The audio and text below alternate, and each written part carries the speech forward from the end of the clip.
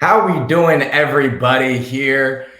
It's your man, Jude Reynolds O'Connor. Alongside me, we got Eric Lambkins, whatever you want to call him. He's going to cook up today. But we're here for the second edition of the USC Pregame Show. And, well, Eric, it was a fun one, but it got boring pretty fast. 73-13 beat down of Missouri State, the most points that USC has scored since 1930 in a single game. Just quick takeaway. What did you, if anything, what did you make from that game?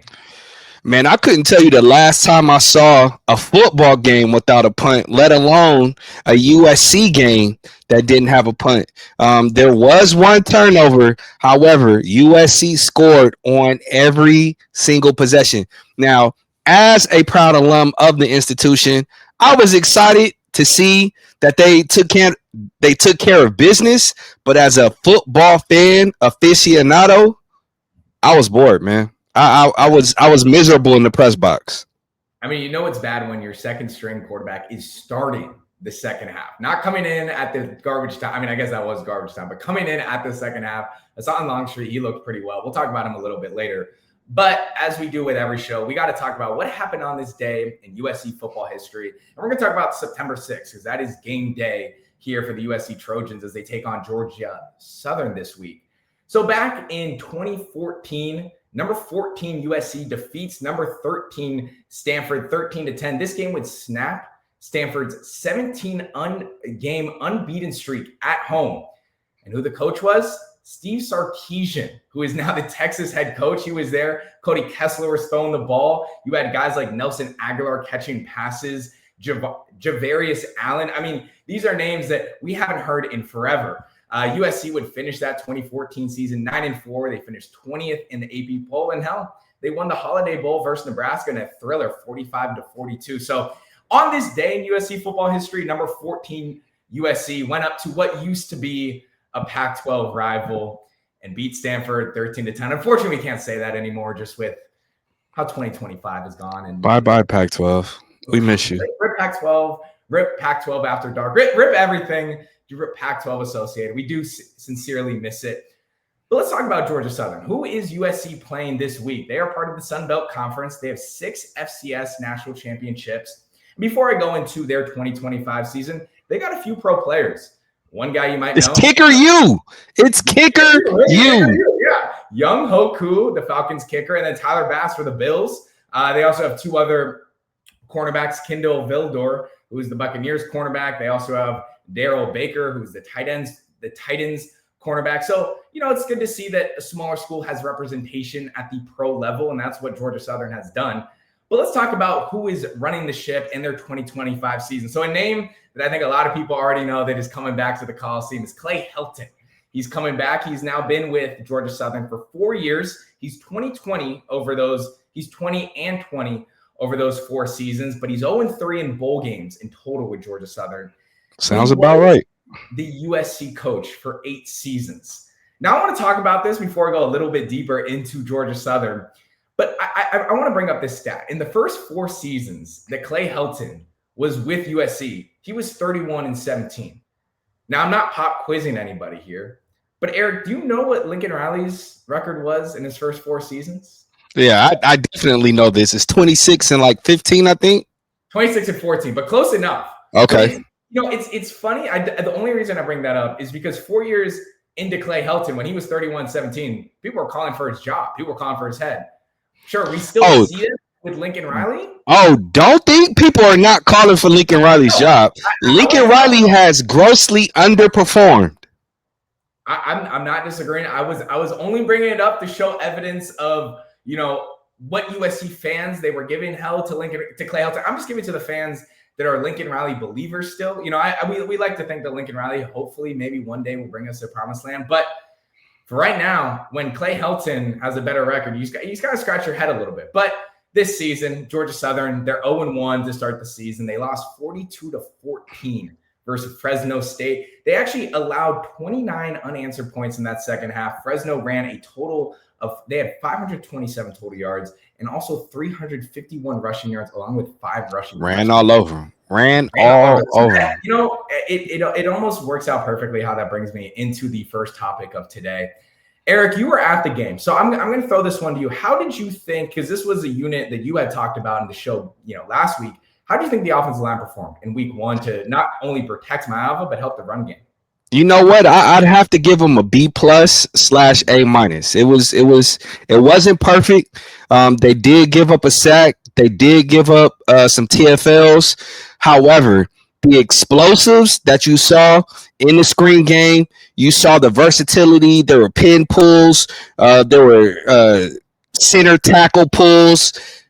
Listen, for somebody who loves trench play, trench warfare, I was thoroughly enthralled by what I saw in the offensive line.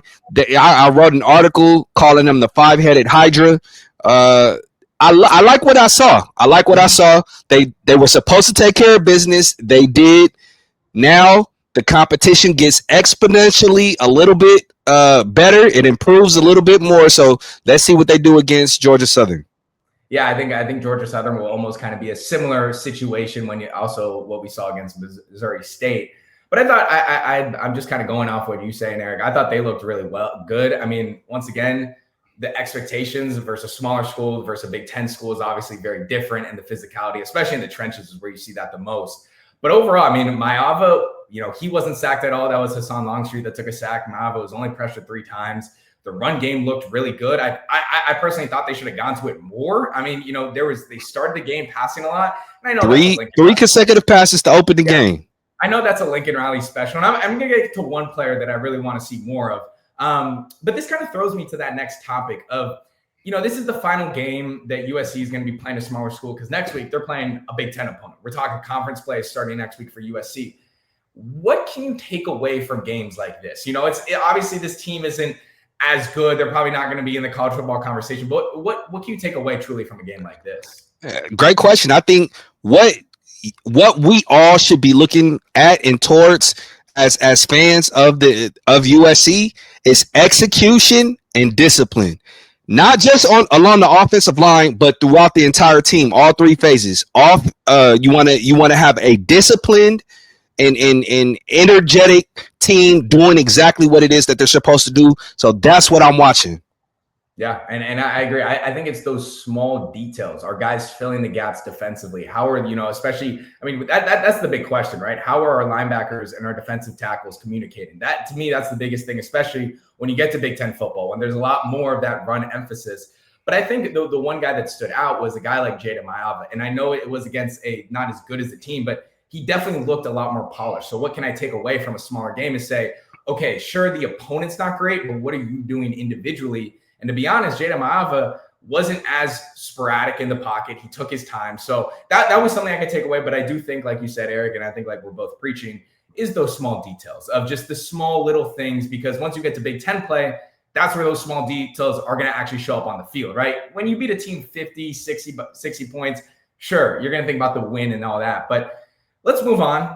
Let's talk about the player to watch. So I'll get us started. And I think for me, the guy that I wish we saw more of was Waymon Jordan, the transfer running back from Hutchinson Community College. Now, look, it's too early for me to tell you like this dude's going to be, first round pick. I don't want to talk about that. I just want to talk about what I saw last Saturday. And that was explosiveness and speed, and also just great agility. I mean, it's hard to say because what Ashton Denty did last year, but when you look at the physiques of these guys, the sizes of those guys, they move very similarly. And he had 5 carries, 42 yards. He averaged 8.4 yards a carry. And look, all it took for me was to see 2 plays. He had that 20-yard rush where he was slicing and dicing the defenders. I truly believe. And then you have Eli Sanders, who clearly has top-level speed. I always say it. I think the transfer running backs are always where USC hits, and I think they hit another one with Waymon Jordan. Who is your player to watch this week? You know what? I was going to go with Mr. Jordan, but since you took him, I got to go on the opposite side of the ball. Yeah. Bishop Fitzgerald. Now, I'm a huge fan because that's my middle name, but the dude was all over the field. I know he only registered 4 tackles. He had a half tackle for loss, but he nearly intercepted a screen pass. I watched him, creep towards the line of scrimmage on that said play and broke up a screen that would have hit for about 40 yards. He almost picked that off. He dropped the pass, and he was getting ready to take that to the house. But he followed it up with an interception and took it to the house. Bishop Fitzgerald, if he continues to play this heady, he's going to be a first-round pick, a first or a second-round pick. I need to see more out of Jacoby Lane on the opposite side of the ball. But Bishop Fitzgerald, you have my attention. He has my attention too, certainly. So let's wrap this up. Let's make this short and sweet. Look, this is the final kind of prep game for USC before they head into conference play. So is it going to be 73-13 again? What is it? What is your prediction this week? Is this another thumping from USC at the Coliseum? Well, seeing as how I said the defense will only surrender 10 points last week and they gave up 13, I think this game they may give up about 17, but it will be a 2-score victory at least. Let's go 42-17 USC. I think Jayden Maiava is going to throw for about 250, 300 yards. Jacoby Lane and Mekhi Lemon both get 100 yards receiving. I think Wayman Jordan is getting ready to go wild. I mean, I brought it up earlier. Fresno State they had 351 rushing yards versus Georgia Southern. And I think USC's got better running backs. I'm saying USC beats them 50-7. And look, if I'm Lincoln Riley, I understand you are in love with the pass. Just run the ball. Just run the ball. You might as well get your running backs prepared for the amount of usage they're going to have in Big Ten football. And especially when you go to those games, you got to head up north. The body's feeling it a little bit more.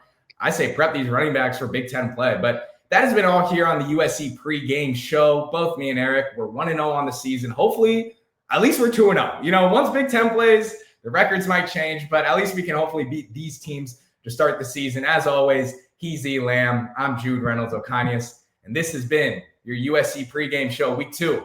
We'll see you next week.